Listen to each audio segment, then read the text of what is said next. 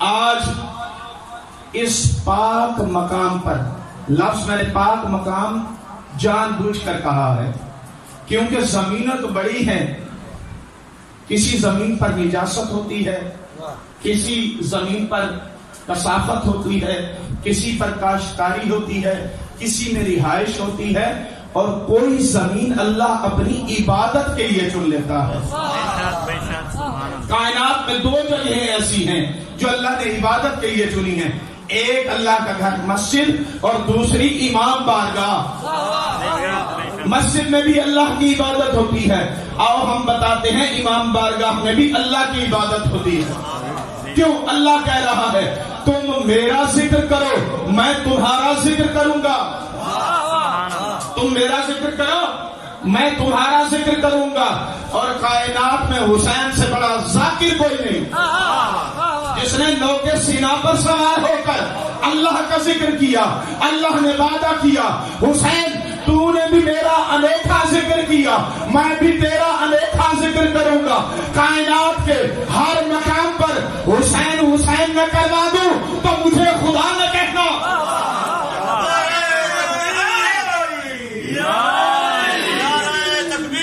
اللہ اکبر، نعرہ رسالت یا رسول اللہ، نعرہ حیدری یا علی، اللہم صلی علی محمد وآل محمد۔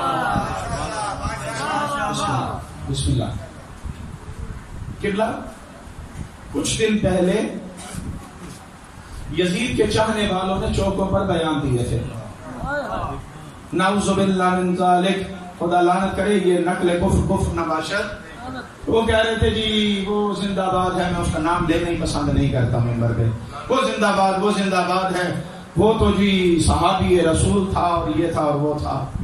انہوں نے برملا بیان دیے۔ میں چیلن کی مجالس جہاں پر بھی پڑھ رہا ہوں، میری کوشش ہے کہ میں حسین کے حق میں بیان دے کر یزید کا کردار بتاؤں۔ انہوں نے یزیدی مجموع میں یزید کے فضائل پڑھے تھے، ہم حسینی مجمع میں حسین کے فضائل پڑھتے ہیں اور یزید کا کردار بھی بتاتے ہیں۔ آج دل چاہتا ہے دونوں کردار آپ کے سامنے رکھوں، یزید کون ہے اور حسین کون ہے۔ جس میں عقل ہوگی، جس میں انسانیت ہوگی، جس کے اندر اسلام ہوگا، وہ خود پہچان لے گا حقیقی اسلام کہاں ہے اور یزیدی اسلام کہاں ہے۔ وہ پہچان لے گا درودی اسلام کہاں ہے اور برودی اسلام کہاں ہے۔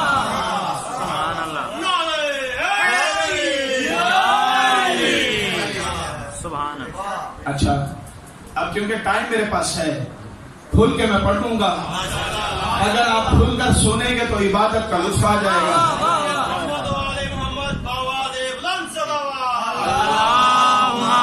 صلی علی محمد وآل محمد۔ میں نے کہا دو کردار آپ کے سامنے رکھوں گا کیونکہ کم میں پڑھا ہوں منطق و فلسفہ، فلسفی جسے کہتے ہیں انگریزی میں، فلسفہ اردو میں کہتے ہیں۔ فلسفے کا تعلق ہے عقل کے ساتھ، دین کے ساتھ نہیں ہے، اس کا تعلق دین کے ساتھ نہیں ہے۔ یہی وجہ ہے جب کسی لادین کے ساتھ بحث کی جاتی ہے تو قرآن کی آیت پہ نہیں کی جاتی، اللہ پہ نہیں کی جاتی، عقل سے کی جاتی ہے۔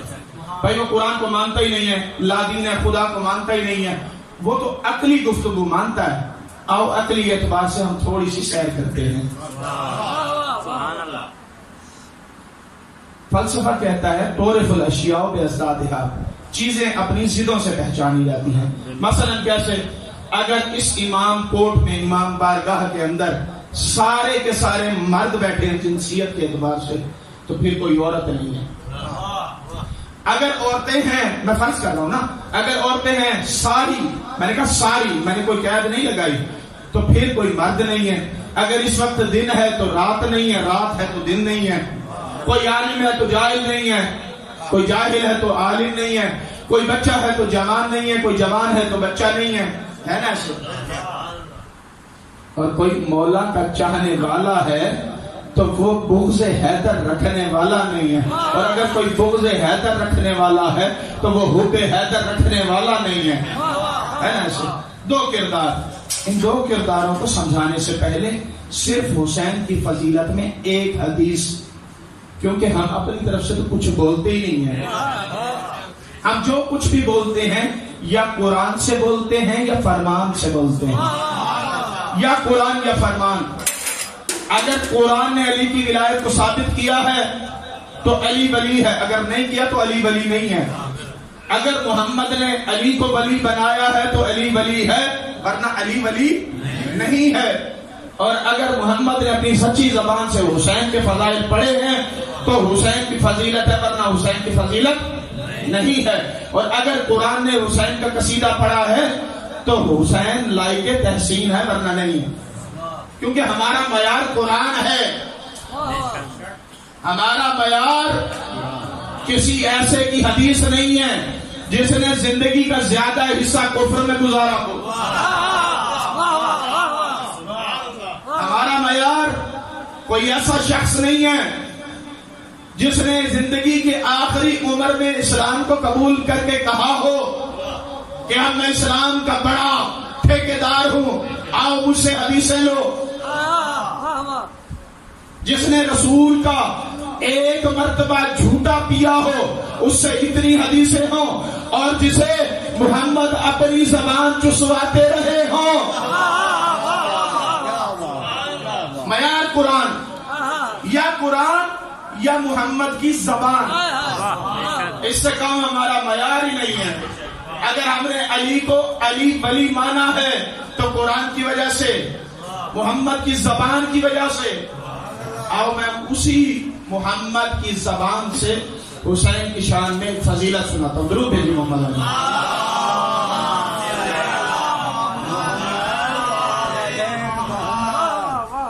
محمد مصطفیٰ منبر رسول پر باز و نصیحت کر رہے ہیں، حرام و حلال کی بحث چھڑی ہوئی ہے کہ اچانک محمد کا چھوٹا نواسا، یا یوں کہوں جنت کا چھوٹا شہزادہ، مسجد میں نانا کے پیچھے آیا، اب پاؤں دامن میں الجھا، زمین بوسہ لینا چاہتی ہے۔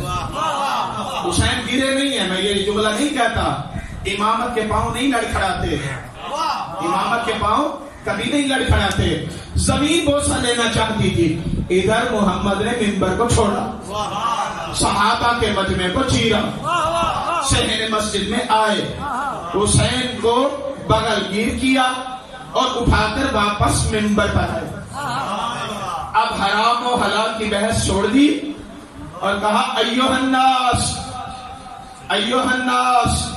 ھذا حسین، اور لوگوں اسے پہچانو، یہ حسین ہے۔ کیا صحابی نہیں جانتے کہ یہ حسین ہے، محمد کا نواسا ہے، علی و بطول کا بیٹا ہے؟ نہیں جانتے لوگ، یہ پھر محمد کیوں بتا رہے ہیں؟ کہا آج جو تعارف کروا رہا ہوں ایسا تعارف پہلے نہیں ہوا۔ ھذا حسین، اچھا محمد مصطفیٰ سچی زبان سے ذرا تعارف کرواؤ، یہ والا حسین کون ہے؟ کہا ھذا حسین وعرفوہ، اس کو پہچانو، وفضلوہ، اور اس کی فضیلت کا اقرار کرو، وانصروہ، اگر وقت پڑ جائے تو اس کی مدد کرو۔ تو معلوم ہوا 61 ہجری میں جو حسین کی نصرت کرنے آئے تھے وہ محمد کی زبان میں مسلمان تھے، جو حسین کے مقابلے پر آئے تھے وہ کافر تھے۔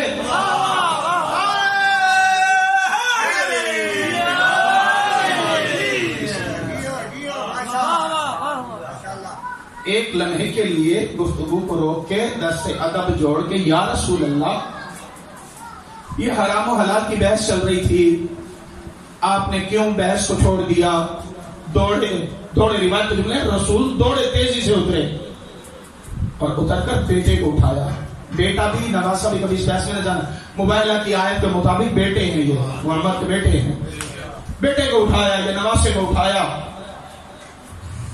یا رسول اللہ، کسی صحابی سے کہتے جا کر اٹھا لیتے، آپ نے کیوں ایسا کیا؟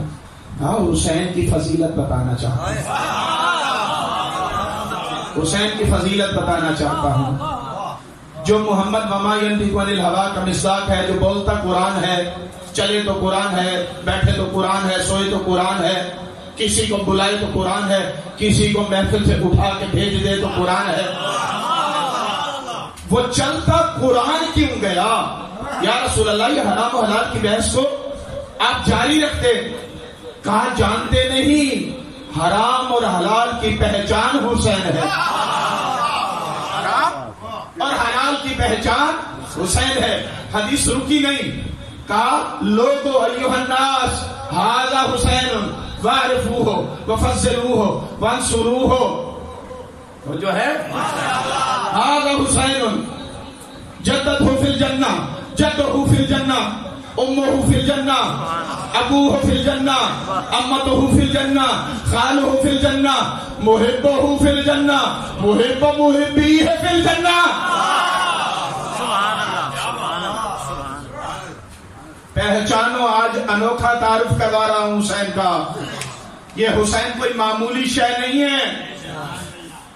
یہ حسین وہ ہے جس کا دادا جنتی، جس کی دادی جنتی، جس کا نانا جنتی، جس کی نانی جنتی، جس کا بابا جنتی، جس کی ماں جنتی، جس کی خالو جنتی، جس کی پھوپھی جنتی، جس کے چاہنے والے جنتی.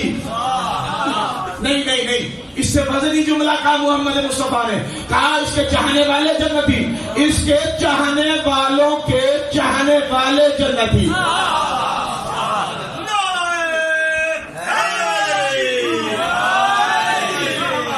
ہم نے حسین کی محبت میں جنت کو اتنا سستا دیکھا. اللہ اکبر. ہم نے حسین کی محبت میں جنت کو اتنا سستا دیکھا. جو حسین سے محبت کرے اس محب کو چاہنے والے کو بھی جنت ملتی ہے. تو جس جنت کی تلاش میں دن رات مارا مارا پھرتا ہے وہ جنت میرے حسین کی ہے. وہ جنت میرے حسین کی ہے. اور حسین سے عداوت کر کے تو جنت میں جائے گا کیسے؟ ابھی میں نے مجلس شروع نہیں کی، مجلس کو میں اب شروع کرنے لگا. محمد علی محمد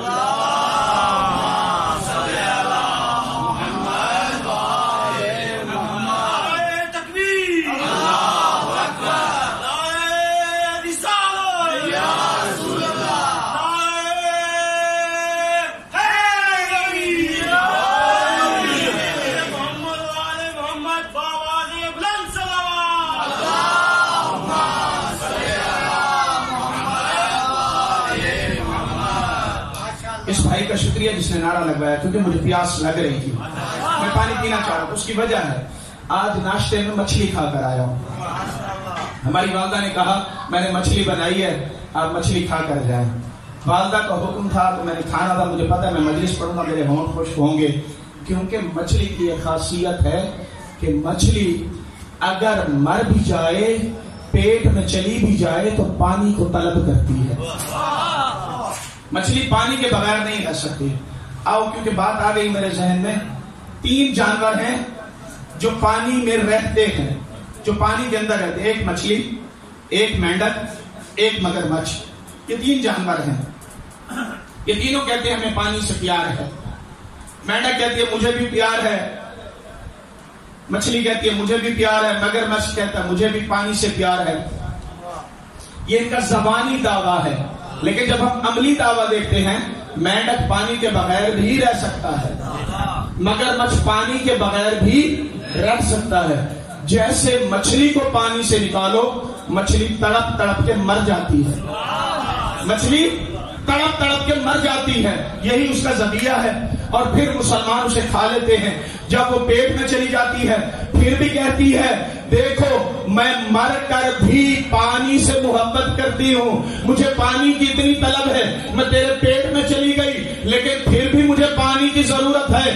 شیعان علی بھی مچھلی کی طرح ہے، شیعان علی بھی مچھلی کی طرح ہے، حسین کے چاہنے والے بھی مچھلی کی طرح ہے.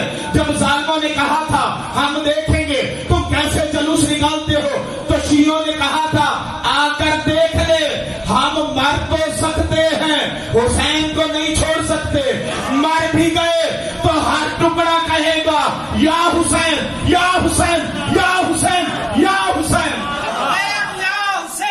لبیک یا حسین، لبیک یا حسین،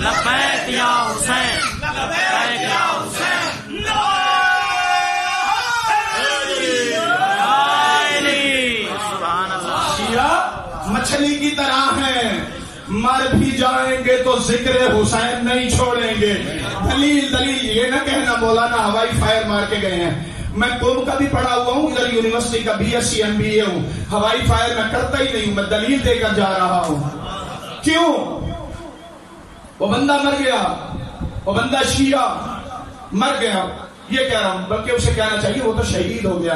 من مات علی حب آل محمد مات شہیدا، وہ تو شہید ہو گیا، اور شہید زندہ ہوتا ہے۔ اس کو بھی چھوڑ دو، اس کو بھی چھوڑ دو۔ جب ہمارا کوئی مرتا ہے ہم اس کی سوئم کی مجلس پر بھی ذکر حسین کرتے ہیں، جو اس بات کی دلیل ہے کہ مر کے بھی اسے ذکر حسین کی ضرورت ہے۔ آؤ اپنے موضوع کی طرف۔ یہ ایک جملہ بس آ گیا تھا تو میں نے کہہ دیا۔ میں نے تو تعارف کروانا ہے حسین کون ہے اور یزید کون ہے۔ حسین ہے کون؟ حسین وہ ہے کہ جس کا دادا ابو طالب ہے، جس کا دادا ابو طالب ہے، کہ جس نے جب تک محمد کی نصرت نہیں کی محمد نے اعلان نبوت نہیں کیا۔ جو ہے نا، محمد نے اعلان نبوت نہیں کیا۔ پہلے دن آئے تھے، کھا کے بھاگ گئے تھے۔ وَأَنذِرْ عَشِيرَتَكَ الْأَقْرَبِينَ، اللہ نے حکم دیا اپنے رشتہ داروں کو بلا، اقربین کو بلا۔ محمد نے اقربین کو بلایا۔ قبلہ اظہر حسن زیدی صاحب فرمایا کرتے تھے اقرب دو طرح کا ہوتا ہے، ایک الف سے اقرب ہوتا ہے، ایک عین سے اقرب ہوتا ہے۔ جو ہے الف سے جو اقرب ہوتا ہے اس کو رشتہ دار کہا جاتا ہے، جو عین سے اقرب ہوتا ہے اقرب۔ اقرب در اقرب ہے شادی نہ کرنا۔ یہ جملہ سنتے ہو نا، جنتری میں اکثر کہتے ہیں اقرب در اقرب ہے، کوئی نیک کام نہ کرنا۔ اقرب کا معنی ہوتا ہے بچھو۔ اللہ نے حکم دیا تھا اقربین کو بلا، محمد نے اقربین کو بلایا۔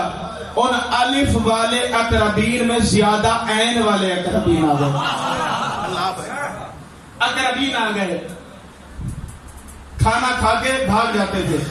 تیسرے دن جو حقیقی الف والا اقرب تھا جس کو ابو طالب کہتے ہیں، حقیقی الف والا اقرب، تو اس نے کہا محمد قم یا سیدی، میرا سردار کھڑا ہو جا، آج اعلان کر، دیکھتا ہوں کون روکتا ہے۔ ادھر ابو جہل کھڑا ہوا، ابو طالب دوڑے، کیرے بان سے پکڑا اور بٹھا دیا، کہا خبردار سنو جو کچھ محمد کہتا ہے۔ محمد نے اعلان کیا۔ اب ابو طالب ہے کون؟ جو مربی پیغمبر اسلام ہے۔ مربی کہتے ہیں تربیت کرنے والے کو، تربیت کرنے والا، کیونکہ ابو طالب کے ہاتھوں محمد کی تربیت ہوئی۔ شیعہ سنی روایات کے مطابق محمد مصطفیٰ یتیم تھے، ان کی کفالت حضرت ابو طالب نے کی۔ تو جملہ کہنے دو، جس کی ابا کا دامن پکڑ کر رسالت اور امامت نے چلنا سیکھا۔ جملے آرام سے پڑھ رہا ہوں اس لیے ایزی لے رہے ہو میرے جملہ، آسان لے رہے ہو، زور سے پڑھو پھر وہ جملے۔ جس کے دسترخوان پر رسالت اور امامت پلتی رہی، جس کے ہاتھوں کی غذا سے پاک محمد کے دہان میں غذا جاتی رہی، جس پر تو کفر کے فتوے لگاتا ہے۔ اب یہ بھی ایک نقطہ ہے، پتہ جب میں نقطوں میں آگے نکل جاتا ہوں پھر موضوع سے ہٹ نہ جاؤ، بار یہ نقطہ دیتا جاؤں۔ جو شخص کافر ہو، مسلمہ حقیقت ہے کہ وہ جس کھانے کو ہاتھ لگائے وہ کھانا نجس ہو جاتا ہے۔ اب ہم کچھ نہیں کہتے، ہم کچھ نہیں کہتے۔ ابو طالب کا کیسا ہاتھ تھا جس ہاتھ سے وہ غذا محمد کے دہان میں جاتی تھی، ہم کچھ نہیں کہتے۔ ہمارا تو ایمان ہے ابو طالب کا ہاتھ بھی پاک تھا، اس کی غذا بھی پاک تھی، جس کا نتیجہ محمد مصطفیٰ تھا۔ اچھا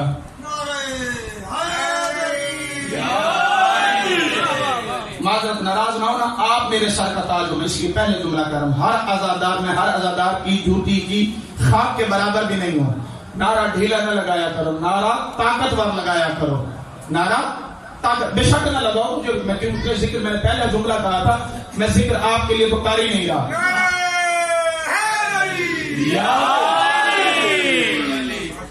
دادی کون ہے حسین کی؟ حسین کی دادی وہ ہے کہ تاریخ بشریت میں اس کے سوا کعبے میں کسی کے لیے در نہیں بنا. ایک عصمت کی ملکہ حضرت مریم تھی جس نے بغیر باپ کے عیسیٰ جیسے نبی بیٹے کو جنم دینا تھا. وہ بھی بیت اللہ میں تھی. اللہ نے کہا مریم یہاں سے چلی جا. کیوں؟ یہ بیت العبادہ ہے، بیت الولادہ نہیں. لیکن جب فاطمہ بنت اسد نے علی جیسے شیر کو ولادت دینا تھی تو اللہ نے ابو طالب کے گھر سے اپنے گھر میں بلایا. کیوں؟ کیونکہ جو آنے والا ہے وہ عین اللہ ہے، وجہ اللہ ہے، لسان اللہ ہے، اذن اللہ ہے، نور اللہ ہے. اللہ اکبر. صرف بلایا نہیں، پھر در بنایا. صرف در نہیں بنایا، 3 دن تک مہمان بھی رکھا. مریم کے لیے اگر بیت المقدس میں جنتی کھانے آتے تھے تو فاطمہ بنت اسد کے لیے بیت اللہ میں جنتی کھانے آتے تھے. ایک اور نقطہ ذہن میں آ گیا. مریم کے لیے جب تک اس نے عیسیٰ کو ولادت نہیں دی جنتی کھانے آتے تھے. جیسے اس نے عیسیٰ کو ولادت دی، اب کہا یا اللہ میں بھوکی ہوں، مجھے بھوک لگی ہے. کہا اب مشقت کرنا پڑے گی، اب کھانا جنت سے نہیں آئے گا. کہا جو کھجور کا تنا ہے اس کو ہلا، تازہ کھجوریں گریں گی. مریم نے پلٹ کر کہا یا رسول اللہ، جب میں بالکل صحیح و سالم تھی اس وقت مجھے جنت سے کھانے بھیجتا تھا. اب میں حالت بیماری میں ہوں، حالت زچگی میں ہوں، میں نے بچے کو جنم دیا ہے، میرے بدن میں نکاہت ہے، میں نے بچے کو دودھ پلانا ہے. بچہ بھی کوئی عام بچہ نہیں ہے، وہ نبی خدا ہے، میں عصمت کی ملکہ ہوں. اب مجھے کہہ رہا ہے مشقت کر پھر کھانا ملے گا. کہا پہلے تیرے اور میرے درمیان میں کوئی نہیں تھا، پہلے تیرے اور میرے درمیان میں کوئی نہیں تھا، اب تیرے اور میرے درمیان میں عیسیٰ آ گیا ہے. ادھر فاطمہ بنت اسد جب کعبے میں آئی، ان کے درمیان علی تھا. اللہ نے نہیں کہا فاطمہ تیرے اور میرے درمیان میں علی ہے. اللہ نے 3 دن تک کھانا بیچ کر بتایا جو علی کے در پہ آ گیا وہ سیدھا خدا کے پاس پہنچ گیا.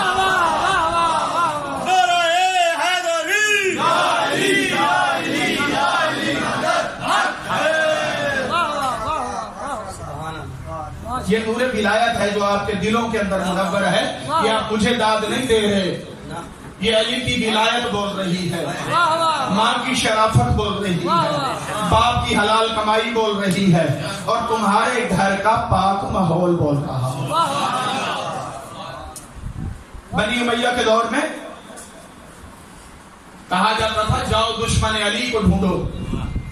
کہا یہ کوئی مشکل ہے؟ دیکھو جس کے باپ کی جگہ خالی ہو دشمن علی ہوگا. جس کے باپ کی جگہ خالی ہو وہ دشمن علی ہوگا. اللہ اکبر. تعارف ہو رہا ہے. کہا حسین کا نانا کون ہے؟ حسین کا نانا. کہا حسین کا نانا وہ ہے جس کی مثال نہ انبیاء میں ہے نہ مرسلین میں ہے، جس کی مثال نہ فرشتوں میں ہے نہ غیر فرشتوں میں ہے. وہ خاتم الانبیاء ہے، خاتم المرسلین ہے. کہا اس کی نانی کون ہے؟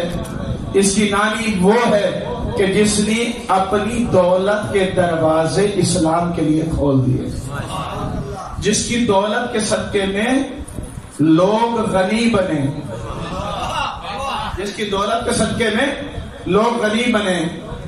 جس کی دولت کے صدقے میں لوگوں نے کلمہ پڑھا، جس کی دولت کے صدقے میں لوگ اسلام لے کر آئے. بات کو سمیٹنے لگا ہوں میں. ابھی تو میں حسین کے تعارف میں ہوں، ابھی تو میں نے یزید کا تعارف بھی کروانا ہے. کتنا وقت کتنا رہ گیا میرا، مجھے یہ بتا دیجیے. 12:40 پہ ختم لائن. اب کیا 40 پہ، اب 12:10 ہو گیا. 12:10 ہو گیا، آدھا گھنٹہ ہے. پھر تیزی سے گزروں. پھر نماز واجبات. نانی کہا حسین کے بابا کا تعارف. حسین کے بابا کے لیے صرف ایک جملہ کہہ کے میں آگے گزر رہا ہوں. حسین کا بابا وہ ہے کہ جو کعبے میں پیدا ہوا، جس کعبے کے تو چکر لگا کے حاجی بنتا ہے، وہ حسین کے بابا کا سچا خانہ ہے. کہا حسین کی ماں کون ہے؟ ہم کچھ نہیں کہتے. میں نے کہا تھا معیار ہم نہیں ہیں، معیار یا قرآن ہے یا محمد کی زبان ہے. محمد نے اپنی سچی زبان سے کیا کہا تھا؟ فاطمہ تو بزت منی، فاطمہ میرے جگر کا ٹکڑا ہے.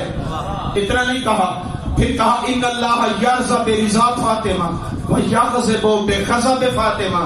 اللہ فاطمہ کی رضا سے راضی ہوتا ہے اور فاطمہ کے غضب سے غضبناک ہوتا ہے. مجھے ایک جملہ کہنے دو، اگر اللہ فاطمہ کی رضا سے راضی ہوتا ہے اور فاطمہ کے غضب سے غضبناک ہوتا ہے، تو تاریخ میں جس جس جس جس جس جس جس جس جس پر فاطمہ غضبناک ہے اس پر اللہ غضبناک ہے، اور جس جس جس جس پر فاطمہ راضی ہے اس پر اللہ راضی ہے. توجہ، اللہ فاطمہ کی رضا سے راضی ہوتا ہے. ہو گیا تعارف.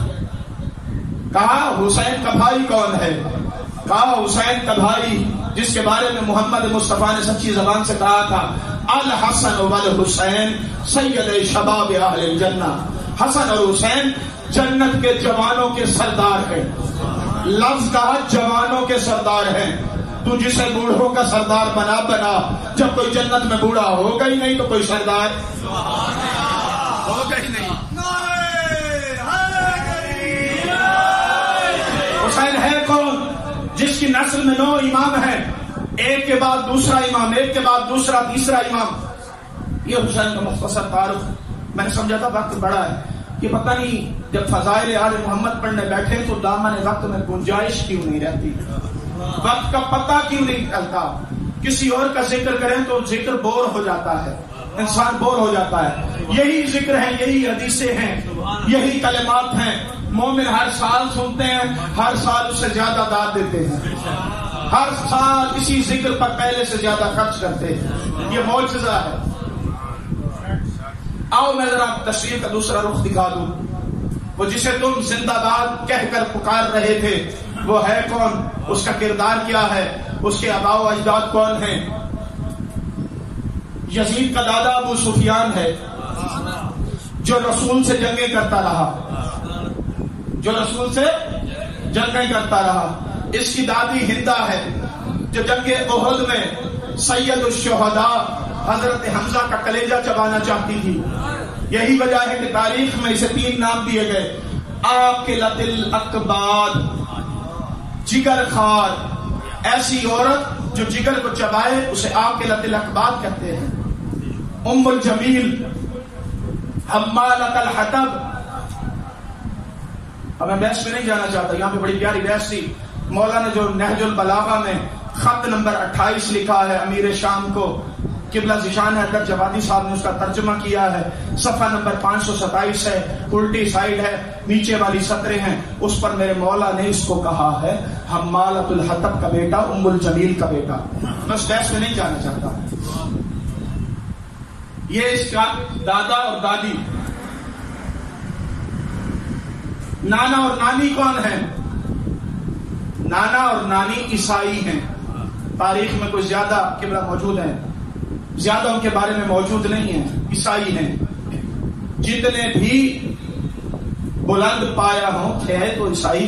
قرآن میں اللہ فرما رہا ہے یہود و نصارہ تمہارے دوست نہیں ہو سکتے. اس کی ماں میسونہ جو خود ایک عیسائی عورت تھی، جب اس کی پیدائش ہوئی، آؤ تمہیں تاریخی واقعات سنا کے جاتا ہوں. جب اس کی پیدائش ہوئی تو اسے ننیہال کے حوالے کر دیا گیا. وہ بادیہ نشین تھے، صحرا کے رہنے والے تھے، اور ان کا کاروبار گانا بجانا تھا. کاروبار گانا بجانا تھا. گانا گا کر جو کمائی آتی تھی، رقص کر کے جو کمائی آتی تھی، اس سے یہ اپنا پیٹ پالتے تھے. جو ہے ایسی باتوں پہ خاموش ہو جاتے ہیں. اس سے یہ اپنا پیٹ پالتے تھے. یعنی اس کے پیٹ کے اندر حرام کمائی جاتی رہی، حسین کے بابا کے پیٹ میں ابو طالب کی حلال کمائی جاتی رہی. اللہ اکبر. حرام کمائی. ایک نقطہ تبلیغ کا سنو، امامہ سر پہ ہے. فضائل ممبر رسول ہے ہی فضائل اور تبلیغ کے لیے. فضائل اس لیے پڑھے جاتے ہیں کہ لوگ فضائل علی بھول نہ جائیں. 1.25 لاکھ کے مجمع میں لوگ بھول گئے تھے کہ من کنت مولا کا مشتاق کون تھا. 1.25 لاکھ کے مجمع میں یہ اسی لیے بیان کیے جاتے ہیں کہ لوگ بھول نہ جائیں. یہ گانا بجانا انسان کو یزیدیت کی طرف لے کے جاتا ہے. اور ہم کیا کہہ دیتے ہیں، بچہ گھر میں گانے کو سن رہا ہے، اچھا چلو باہر تو نہیں گیا نا، بری صحبت میں تو نہیں ہے، برے بچوں کے ساتھ محلے میں تو نہیں کھیل رہا، میری آنکھوں کے سامنے تو ہے نا. ماں باپ کی کیا لیتے ہیں، چلو جی میری آنکھوں کے سامنے تو بیٹھا، ہاں کمپیوٹر پہ گانے ہی تو سن رہا. یہ گانا سننا یزیدیت کی طرف لے کر جاتا ہے، اور قرآن حسینیت کی طرف لے کر جاتا ہے، کیونکہ حسین کے گھر میں قرآن اترا تھا. قرآن حسینیت کی طرف لے کے جاتا ہے، گانا یزیدیت کی طرف لے کے جاتا ہے. مجھے یقین ہے کسی مومن کے گھر میں گانا نہیں چلتا. اگر غلطی سے کبھی چلتا بھی ہے تو اسے نکال دو، کیونکہ ہم نے بیٹوں کو حسینی بنانا ہے، یزیدی نہیں بنانا. ہم نے بیٹوں کو حسینی بنانا ہے، اور ہم بیٹوں کو پالتے ہی حسین کے لیے. ہم بیٹوں کو پالتے ہی حسین کے لیے ہیں. بیٹے کو سوئی چبھ جائے باپ کا دل گھبرا جاتا ہے، لیکن 10 محرم کے دن پتہ ہے خطرہ ہے، مشی والے دن خطرہ ہے، 40 والے دن خطرہ ہے. ماں خود کہتی ہے جعلی اکبر کا صدقہ، جعلی اکبر کا صدقہ. یزید پہچانو کون ہے؟ یزید کا باپ چلاکوں کا امام ہے.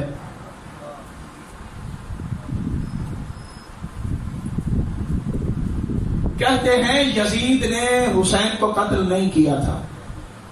یزید نے حسین کو قتل نہیں کیا تھا. اور آج کل کفر کے فتوے بھی بڑی جلدی لگ جاتے ہیں. کسی ایک صحابی رسول کے بارے میں چاہے علمی گفتگو ہی کیوں نہ کرو، فوراً سے فتویٰ لگ جاتا ہے کفر کا فتویٰ. ہم علمی گفتگو کرنا چاہتے ہیں پھر بھی کفر کا فتویٰ. جناب وہ صحابی رسول ہے، وہ صحابی رسول ہے، اس کے بارے میں کوئی بات نہیں کرنی. مجھے بتاؤ حسین سے بھی بڑا کوئی صحابی رسول ہے؟ تاریخ میں محمد نے کسی صحابی کو کاندھوں پہ سوار کیا ہو؟ اگر سوار کیا ہے تو حسین کو کیا ہے یا حسین کے بابا علی کو کیا ہے.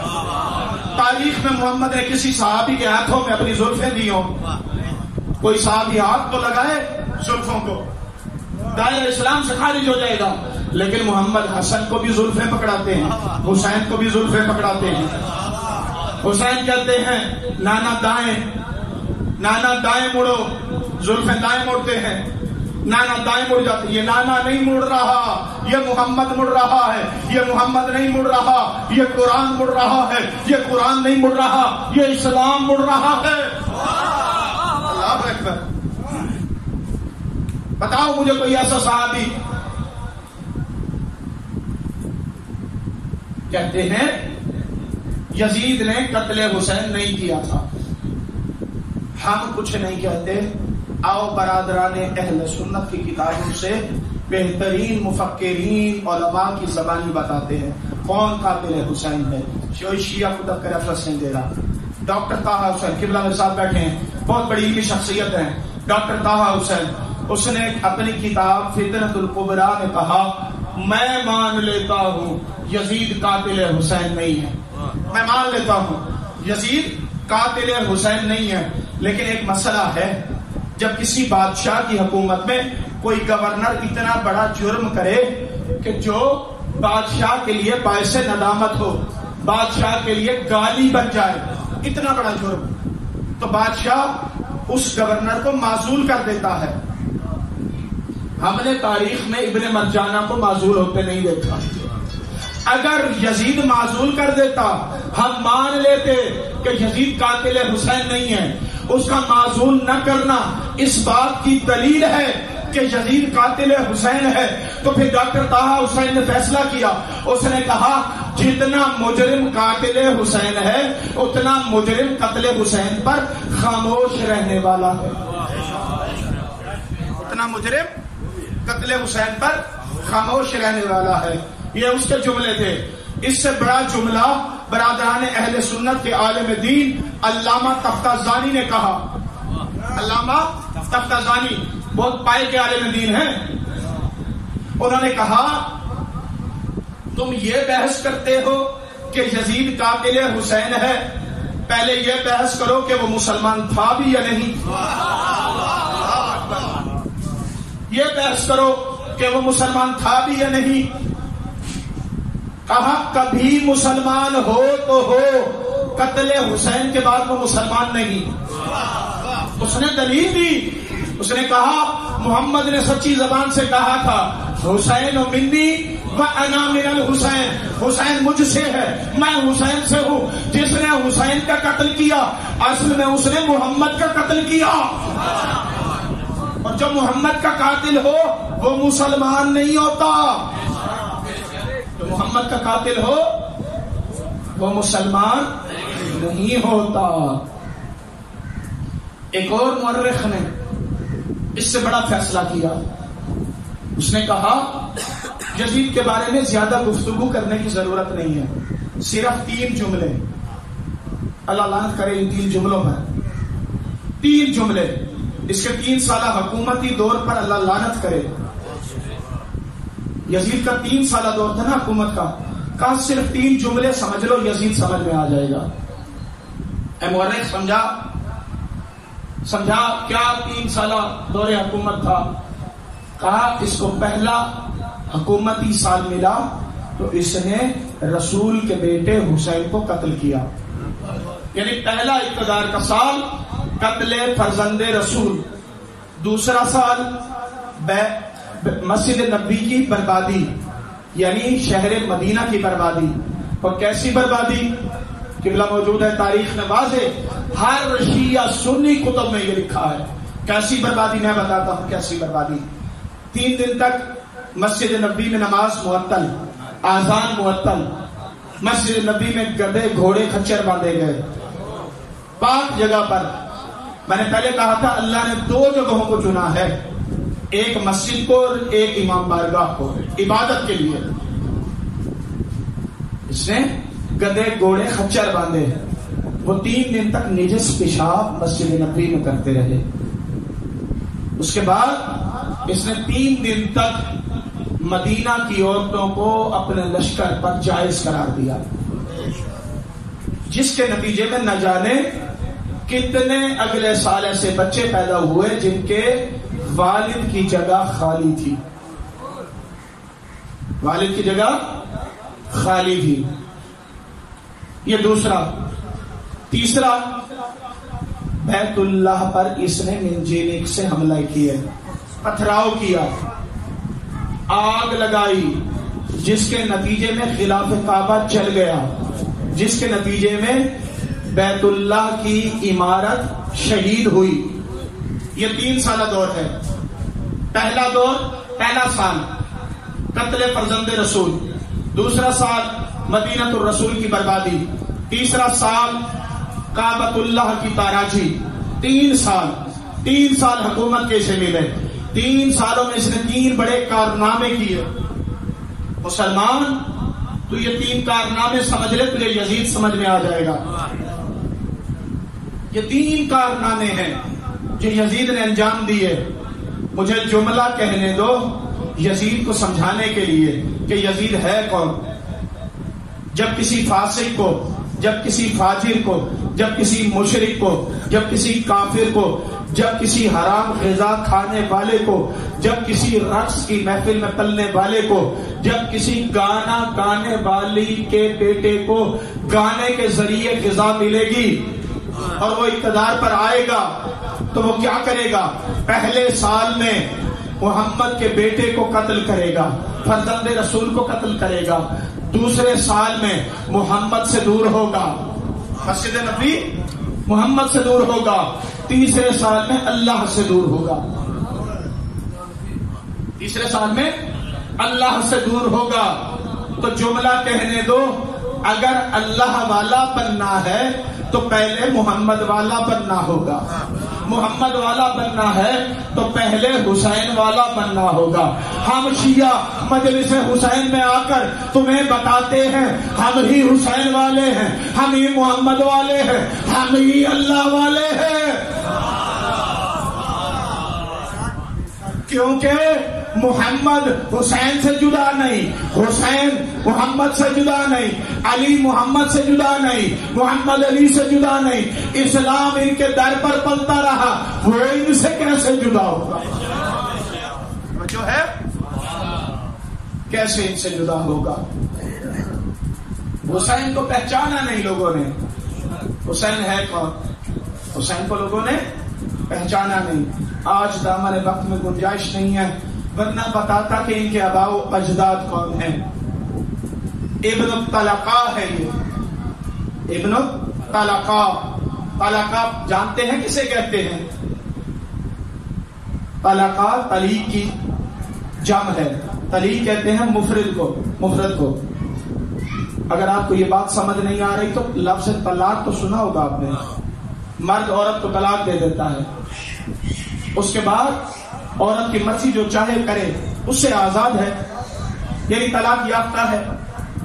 عربوں میں دستور تھا کہ جب کوئی جنگ ہوتی تھی ایک لشکر جیت جاتا تھا اور ایک ہار جاتا تھا. جو لشکر جیت جاتا تھا وہ مردوں کو اپنا غلام بنا لیتا تھا، عورتوں کو کنیز، اور جو مال ہوتا تھا وہ مال غنیمت کے طور پر اپنے پاس رکھتے تھے. اب یہ کن کے بیٹے ہیں یہ بتانا چاہتا ہوں. یہ ابن طلقاء ہیں، طلاق یافتہ لوگوں کے بیٹے. کس کے طلاق یافتہ ہیں؟ جب فتح مکہ ہوئی ان لوگوں نے ڈر کے اسلام کو قبول کیا.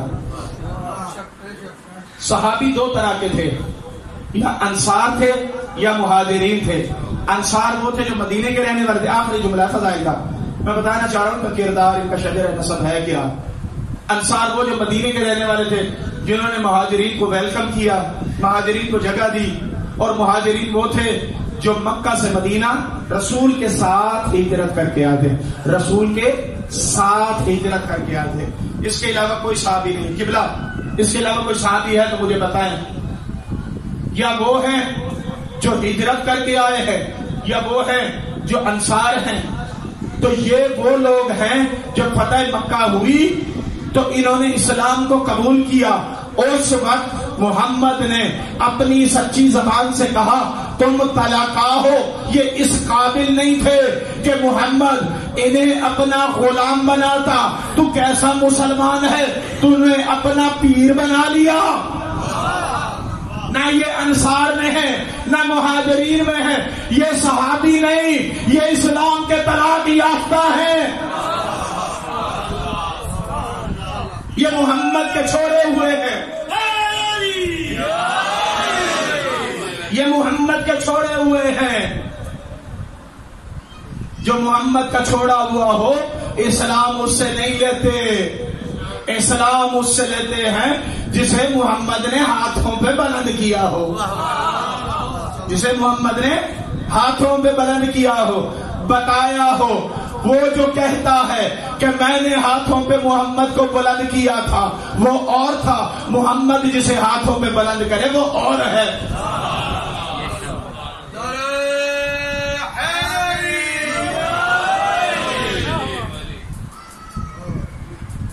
عزت بھی بڑی تھی، تو مصیبت بھی بڑی تھی. میں نے ایک جملہ کہا نا کہ قرآن ان کے گھر پر نازل ہوا. اسی قرآن کو بچانے کے لیے، اسی اسلام کو بچانے کے لیے قربانیاں بھی اسی گھر نے دی. اگر کسی اور گھر نے دی ہوتی تو ہم مانتے کہ وہ بھی بافضیلت ہے. قرآن نازل بھی انہی کے گھر پہ ہوا. قرآن کو بچانے کے لیے قربانیاں بھی انہوں نے دی. اور کیسی قربانیاں دی؟ کبھی کبھی ذاکر پریشان ہو جاتا ہے کہ کس قربانی کو پڑھے کس قربانی کو نہ پڑھے. اگر حسین کے مرد مارے جاتے شاید ہم حوصلہ کر جاتے. آپ نے سوشل میڈیا پر دیکھا ناروال میں ایک مومنہ کو پولیس پکڑ کے جا رہی تھی. ہمارا اس سے کوئی تعلق نہیں تھا، ہم اسے جانتے نہیں ہیں. اگر وہ شیعہ نہ بھی ہوتی، کسی اور مذہب کی عورت ہوتی، پھر بھی ہمارا دل کڑتا کہ عورتوں کے ساتھ ایسا سلوک نہیں کیا جاتا. اور ریاست مدینہ کا نعرہ لگانے والے اگر اس ریاست میں مسلمان عورتوں کے ساتھ ایسا ہو تو ایسا سلوک یزید کی حکومت میں ہوتا تھا، اسلام کی حکومت میں نہیں ہوتا تھا. رونا تو اس بات کا ہے کہ حسین کی 4 سالہ بیٹی سکینہ پر ایسے ظلم ہوئے کہ تاریخ جب ان ظلموں کو لکھتی ہے تو روتی ہے، ذاکر جب ان ظلموں کو پڑھتا ہے تو روتا ہے، عزادار جب سنتے ہیں تو روتے ہیں. کہا بابا، جب 11 محرم کو بابا کی لاش پہ آئی تو سکینہ نے ایک بیان کیا ہے. کہا بابا تو ذبح ہوتا رہا، میں دیکھتی رہی. بابا تیرے بعد ہمارے خیمے جلے، بابا بھول جاؤں گی. بابا میرا دامن جلا، بھول جاؤں گی. بابا میرے دور چھنے، میں بھول جاؤں گی. بابا مجھے تماچے لگے، میں بھول جاؤں گی. بابا وہ تیرا خشک گلا اور شیمر کا کند خنجر نہیں بھولوں گی. کربلا سے کوفہ، کوفہ سے شام تیری ذاکرہ بن کر بتاؤں گی. میرے بابا کو پیاسا مارا گیا، آ گیا وہ وقت، سکینہ کو اونٹ پہ سوار کیا گیا، اونٹوں کو بھگایا گیا. اچانک حسین کے سر والا نیزہ ایک زمین پہ گر گیا. شیمر تازیانہ لے کر آیا، کہا حسین آگے کیوں نہیں چلتا؟ سید سجاد تیرا بابا آگے کیوں نہیں بڑھتا؟ بس اس نے سید سجاد کی کمر پر تاریخ کربلا رقم کرنا شروع کیا. ایک مرتبہ سید سجاد کا چہرہ بابا کے نیزے کی طرف گیا. جیسے بابا کے نیزے کی طرف گیا، کہا بابا سجاد میں ہمت نہیں ہے، تازیانے برداشت کرے. ایک مرتبہ حسین کے کٹے ہوئے ہونٹوں نے جنبش کی، کہا جانتے نہیں میری سکینہ گر گئی ہے، جب تک سکینہ نہیں آئے گی میں آگے نہیں بڑھوں گا. بس زینب نے اونٹ کو بٹھانے کا انتظار نہیں کیا، اونٹ سے خود کو گرا دیا. سوال اجرکم اللہ. امام صادق فرماتے ہیں جب ہمارے جنگ کے مسائل پڑے جائیں مومنوں بخل نہ کیا کرو. تم سے کہہ رہے ہیں مومنوں بخل نہ کیا کرو، اونچی آواز میں رویا کرو، دنیا کو پتا چلے ہمارے گھر میں جنازہ ہے. زینب نے ان کے بیٹھنے کا انتظار نہیں کیا. ہم مولا عباس کے مسائل پڑھتے ہیں نا تو خود مولا عباس کہتے ہیں میرے وہ مسائل پڑھا کرو جو میرے سب سے سخت مسائل ہیں. مولا کون سے مسائل؟ کون سے مسائل؟ یہ روایت مولا عباس سے بھی ہے، یہ روایت امام صادق سے بھی ہے، یہ روایت بی بی ام البنین سے بھی ہے، یہ روایت بی بی فاطمہ الزہرا سے بھی ہے. کون سے مسائل؟ کہ آنکھوں میں تیر کا لگنا، کہا بڑی مصیبت تھی لیکن یہ میری بڑی مصیبت نہیں. کہا پھر کون سی مصیبت؟ کیا بازوؤں کا قلم ہونا، کہا یہ بھی مصیبت تھی لیکن بڑی مصیبت نہیں تھی. کہا سینے میں تیر کا لگنا، کہا یہ بھی مصیبت تھی لیکن بڑی مصیبت نہیں تھی. میری سب سے بڑی مصیبت تھی کہ ہر سوار جب گھوڑے سے اترتا ہے تو بازوؤں کا سہارا لیتا ہے. ہائے میرے بازو نہیں تھے. اجرکم اللہ. عباس تو گھڑ سوار ہے، عباس تو مرد ہے. تاریخ کہتی ہے تیرا قد بڑا ہے، گھوڑے کا قد چھوٹا ہے. ہائے زینب، ہائے زینب، زینب کے ہاتھ بندے ہیں، زینب گھڑ سوار نہیں ہے. زینب تو وہ ہے جسے گھر میں بھی چلنا نہیں آتا. اجرکم اللہ، اجرکم اللہ. گھوڑے کا قد چھوٹا ہوتا ہے، اونٹ کا قد بڑا ہوتا ہے. عباس مرد ہے، زینب عورت ہے.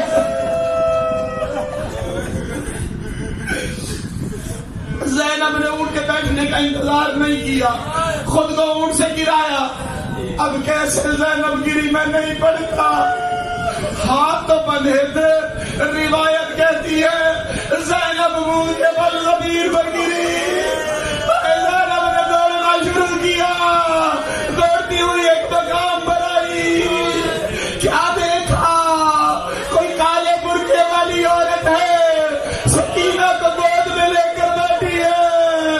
زینب نے پوچھا اے بیوی تو کون ہے؟ عالم غربت میں ہم پر احسان کرنے والا.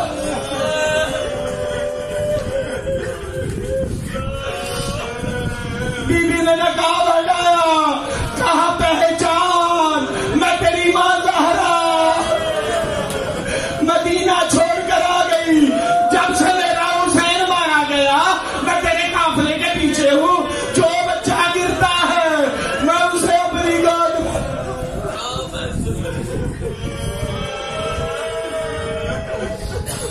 ایک آخری جملہ سن. ملتان والے جانتے ہیں میں بی بی سکینہ اور علی اصغر کے مسائل میں بڑا حساس ہوں. ایک جملہ،